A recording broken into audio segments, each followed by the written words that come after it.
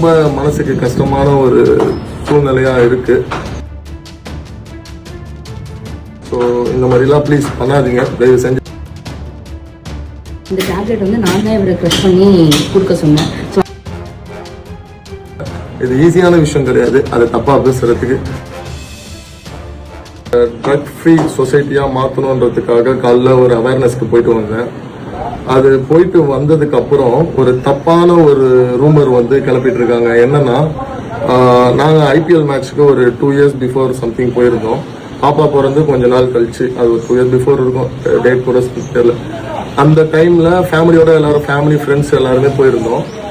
அந்த டைமில் வந்து என்னன்னா, ஒய்ஃப் வந்து இந்த மாதிரி ஒரு பாப்பா வந்து டேப்லெட் முழுங்க மாட்டா, அதை துப்பிடுறா அப்படின்றதுக்காக ஒரு டேப்லெட்டை வந்து அதை க்ரஷ் பண்ணி அதை இதுக்கு தண்ணியில் கலந்து அதை பாப்பாவுக்கு கொடுக்கணுன்றதுக்காக ஒரு டேப்லெட்டை க்ரஷ் பண்ணி அதை கொடுக்குறோம். ஐபிஎல் மேட்ச் ஸ்டேடியமில் அவ்வளோ கூட்டம், அவ்வளோ கும்பல், அவ்வளோ போலீஸ் ப்ரொடெக்ஷன், அவ்வளோ பேர் என் பேக்கில் ஃப்ரண்ட்டில் எல்லாருமே இருக்காங்க. அந்த இருக்கிற டைமில் பாப்பாவுக்கு ஃபீட் பண்ணுறதுக்கு எங்கள் வீட்டில் இருந்து கிளம்பி போகும்போது அதை நம்ம க்ரஷ் பண்ணிட்டு இருக்கோம். அதை வந்து க்ரஷ் பண்ணுற டைமில் அதை எடுத்து இப்போ ட்ரக்குன்னு சொல்லிட்டு தப்பான ஒரு வீடியோவை வந்து வைரல் பண்ணிட்டு இருக்காங்க. இது ரொம்ப மனசுக்கு கஷ்டமான ஒரு சூழ்நிலையாக இருக்குது. ஸோ இந்த மாதிரிலாம் ப்ளீஸ் பண்ணாதீங்க, தயவு செஞ்சு அதை அவாய்ட் பண்ணிக்கோங்க.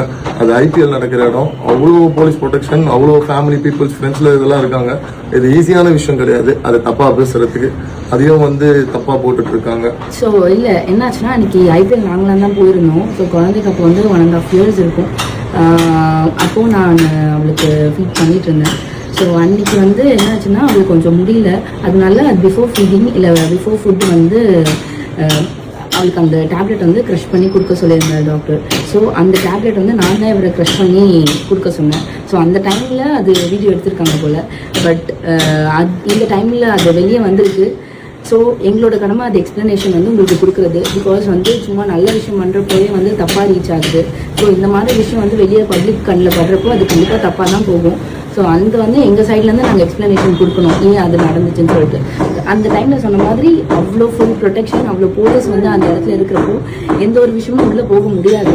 அண்ட் குழந்தைய வச்சுட்டு அது பண்ணவும்